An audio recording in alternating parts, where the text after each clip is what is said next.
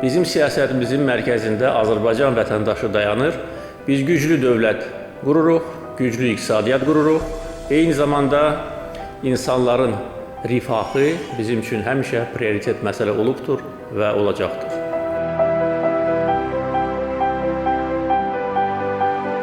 Heç vaxt Azərbaycan imkan verməyəcək ki, bizim torpağımızda ikinci süni erməni dövləti yaransın.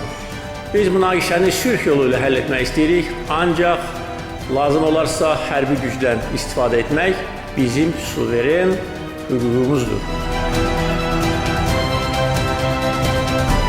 Milli həmrəylik bugün ən yüksək səviyyədədir.